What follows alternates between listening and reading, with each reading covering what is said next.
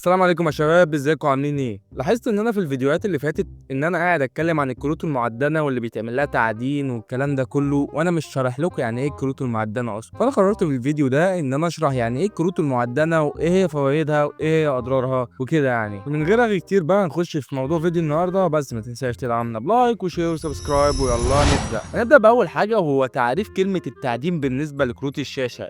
التقديم بالنسبه لكروت الشاشه ان الكارت بتاعك اللي هو كارت الشاشه يشتغل لفترات طويله قوي بدون انقطاع، يعني ممكن يشتغل لمده سنه 6 اشهر كل يوم باداء عالي بدون انقطاع. علشان كده بنسميه تعدين، لان هو مش بيقف، بيستهلك استهلاك كامل. تخيل كده نفسك قاعد تشتغل لمده مثلا 3 ايام ورا بعض من غير نوم من غير اكل من غير شرب، اكيد ادائك هيقل او هيحصل لك مشاكل جسمانيه وكده. الكلام نفسه ينطبق على كارت الشاشة. كارت الشاشة لما يشتغل أزيد مثلا من يومين 3 ورا بعض على سرعة عالية، على أداء عالي، على ضغط عالي، كارت الشاشة ذات نفسه بيحصل له مشاكل من جوه. انت مش هتشوفها أكيد، ممكن ما تبانش النهاردة، ممكن ما تبانش بكرة، بس هي هتبان مع الوقت. عشان كده سمينا كروت المعدنة بالاسم ده. طب ايه سبب التعدين ده يا جو؟ هقول لك سبب واحد ومفيش غيره اللي ظاهر حتى الآن: الكريبتو كارنسي او العملات الرقميه، اللي هي زي البيتكوين، ايثيريوم بقى، الدوج كوين والحاجات دي كلها. المهم يا جماعه، العملات دي اساسا ما لهاش وجود فعلي. يعني ايه؟ هي على النت بس ليها قيمه على النت. يعني كده زي ما بتشحن في لعبه كده، بس انت مش بتاخد فلوس، انت بتاخد في اللعبه دي مثلا سكنات، بتشتري بيها اي حاجه. دي حاجات مش ملموسه. سوق البيتكوين عامه او العملات الرقميه نفس الكلام، انت بتشتري او بتعدن بالطريقه الصحيحه فبيطلع لك ربح او كده. يعني مثلا على ما اظن البيتكوين وصل في فتره من الفترات 60,000 دولار، بالنسبه لمصر على ما اظن يعني ازيد من 5 مليون او 6 مليون جنيه. اصحوا انتوا من غيري ولا تصحوا. وازاي بقى بيطلع العملات والعملات بتتعدن وكده؟ انت بتجيب مجموعة من كروت الشاشة، وليكن 100 200، تخيل 100 200 دلوقتي، يعني في ناس بتسميها مزارع كروت الشاشة. بتجيب 100 او 200 كارت شاشة يا باشا، وتحطهم في أوضة فيها تهوية كويسة.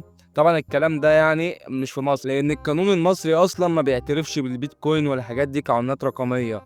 يعني الكلام ده في مصر لو انت عملته انت هتتحبس تمام. بس الكلام ده بره عادي عامة يعني. فنرجع لموضوعنا، بعد ما تجيب ال100 أو 200 وتظبط المكان وكده، انت بتشغلهم ان هم على برنامج معين كده، ان هم يطلعوا لك مثلا ربع بيتكوين كل شهرين.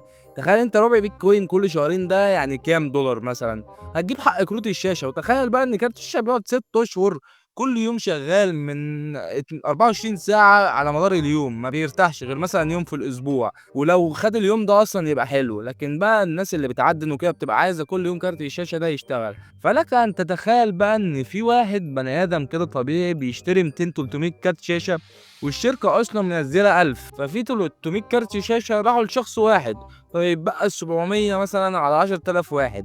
فبيحصل جشع عند التجار مثلا، ولنقل يعني ان هو جشع عند التجار مش حاجه تانية. والتجار بيعلوا سعر الكارت لان الكارت مش متوافر. زي مثلا انا جت فتره الار اكس 580 ساعه ما كان لسه جديد، ما كانش متوافر جديد في اي حته. اتلقيت واحد بيبيعه ب 9000 جنيه، ويعني حرفيا هو كان ب 5000 جنيه تسعيرته او 4000 جنيه ساعتها. فاللي هو كان ضرب من الجنان انك تبيع كارت بضعف ثمنه، ده ضرب من الجنان تمام، لان الحاجات دي مش منطقيه. يعني لو في تسعيره في مصر، انا بتكلم حاليا يا جماعه في مصر، لو في تسعيره عادله وان الحاجات دي بتدخل بكذا وبتخرج بكذا، كان الحوار اختلف قوي. وبسبب حوار التعدين والكلام ده كله يا جماعه، الكروت اصلا غاليه. يعني الكروت اصلا المفروض ما تبقاش بالسعر ده، المفروض تبقى اقل من كده بكتير. لكن بسبب ان الموردين او اللي هم انا اسميهم موردين، يعني اللي هم بيشتغلوا في العملات وكده، بيشتروا على قد ما يقدروا كروت شاشه، فكروت الشاشه مش بتبقى موجوده، فالتاجر بيعوز يكسب، فاهمني؟ فهو عنده 3 4 كروت هيبيعهم بثمن 10 كروت. فانت مش فاهم بقى انت هتعمل الفلوس عمت عينيك يا كلبه يا دول. ايه. ولغايه دلوقتي الموضوع ده ملوش حل حرفيا. يعني انت دلوقتي مالكش حل انك غير انك تشتري بالغالي. يعني يا اما تجيب واحد مستعمل، وليه ما بنصحش الناس ان هي تجيب الكروت المعدنه؟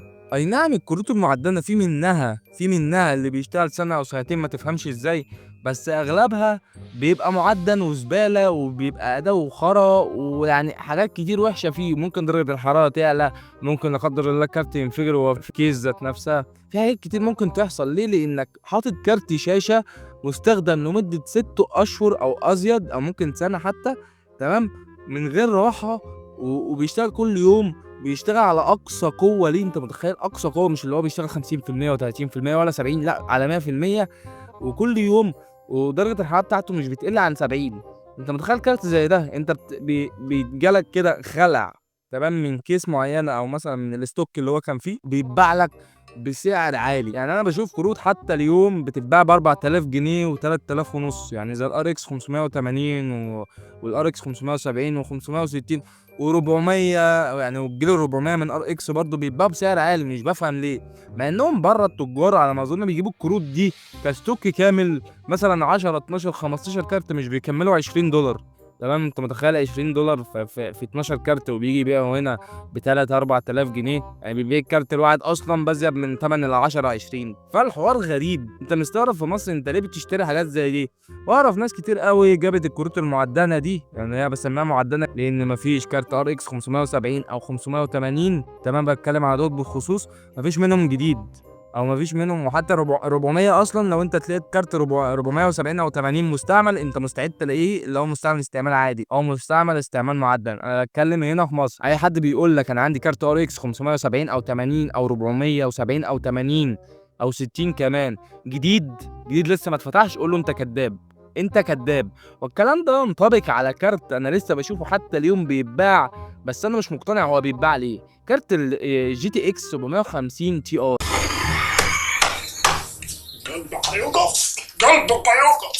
بيتباع ب 2000 جنيه، مش فاهم ليه، مع انه يعني تاريخ انتهائه كان من 10 13 سنه فاتوا. ما فهمش ليه بيتباع ب 2000 جنيه و1800. يا جماعه الكارت ده يعني عدلته، اللي هو لو هيتباع، تمام، هيتباع خرده، ده اول حاجه بالنسبه لي، لان مش بيدي اداء. يعني الار اكس 570 و80 بيدوا اداء عنه بالضعف كمان، تمام. اعمل نفسك ميت، اعمل نفسك ميت. الكارت ده ما يجيش 500 جنيه بالنسبه لي. مش عارف الناس بتشتريه ليه وبتقول لي انا عايز كارت يمشيني وكده. ده مش هيمشيك، ده هيموتك. لان الكارت ده انت لو عندك كارت اللي هو المدمج مع المعالج، هو الفرق ما بينه وبين الكارت المدمج يجي 30% بس. انت متخيل؟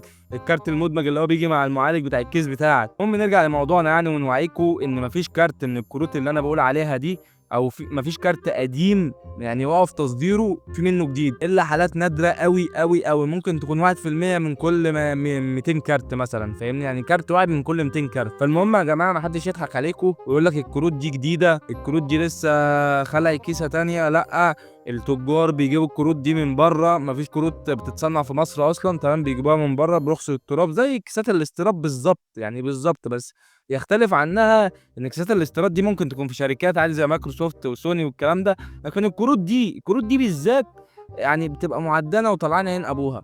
ويعني لو حظك ونصيبك انك وقعت في كارت حلو ومش معدن بطريقه غبيه، يعني استعملوه شهرين 3 او شهر بعد كده سابوه، ده حالات نادره ممكن تلاقيها، تمام. لكن غير كده انا ما بحبش الكروت المعدنه، تمام يعني. وممكن اجيبها واجربها، بس حتى لو جربتها وكده على المدى البعيد اللي هو سنه 2 هتلاقي الكارت معاك خوخ خلاص، اللي هو مش هيبقى قادر.